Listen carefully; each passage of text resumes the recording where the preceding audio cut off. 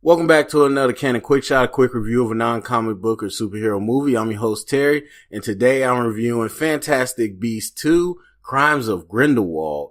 I was excited for this movie. I was really excited, for this sequel after really, strongly disliking the first one. The first one is a weird movie for me, cause there's some things I absolutely loved about that movie.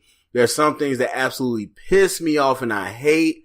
And there's some things that just didn't work. And it was a weird combination, to be honest with you. It was like, yeah, I don't know. I had feelings on it on all levels. However, I will say some of the things in the movie that really worked, was Colin Farrell, who doesn't return, but he plays Grindelwald. You see his, kind of scheme, and then you get Johnny Depp playing him this time, and you know the relationship he has with Ezra Miller's character Credence, and just kind of that whole mystery that ties more into the Harry Potter world that we know instead of just the wizarding world at large with Newt Scamander and all these new beasts.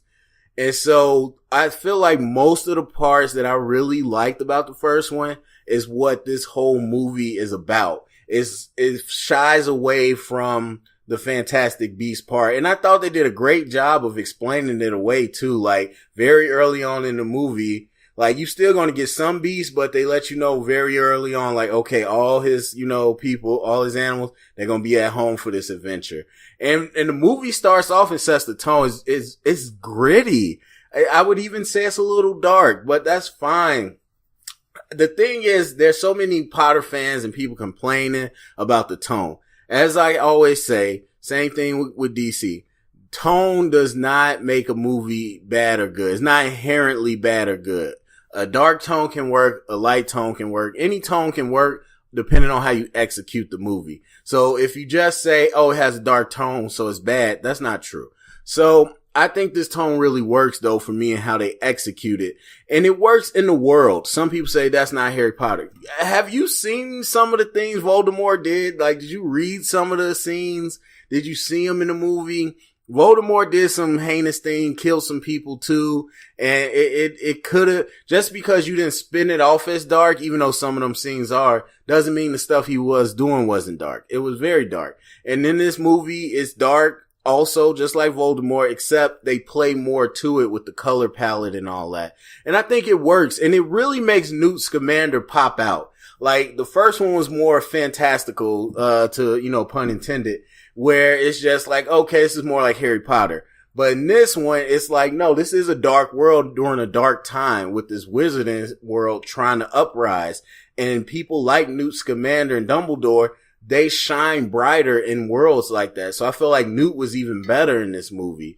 But yeah, the Grindelwald stuff, you really got to see how he started a movement as that charismatic evil leader and all those different things. And you kind of follow Credence around, and there's some lineage type mysteries going on for a couple people that really weren't that compelling, but it was enough to hold your attention through the movie until we get to the climax. And I thought the climax was done so well, and it was just such a good topper to the movie we had.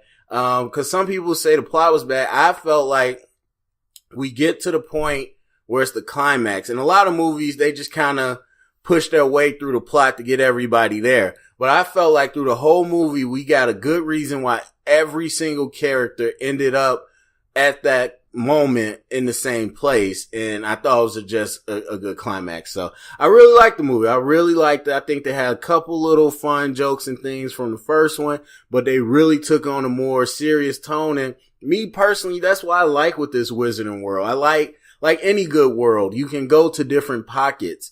And while some of the Harry Potter stories are more fun and friendly, there's some that are more darker. And as you get towards the end of the books, and just like with Grindelwald and these things, you can look at this world, because it is a world. It's politicized. It's about power. It's about, these, allegories towards, Nazi behavior and purebloods and all that stuff. It's all in the world. Just because they didn't focus on it in Harry Potter doesn't mean they can't focus on it now in the spinoffs. And so it all fits within the same world. So it's kind of fun. Anyway, overall, I would give this an 87 out of 100, a B plus. And definitely say go check it out. Even if you didn't like the first one like me, go check it out. So anyway, go to comment section. Did you see Crimes of Grindelwald? What'd you think? Go to comment section, let me know, share it around, get the convo started. Thumbs up, subscribe, and remember, if you heard it here, it's official canon.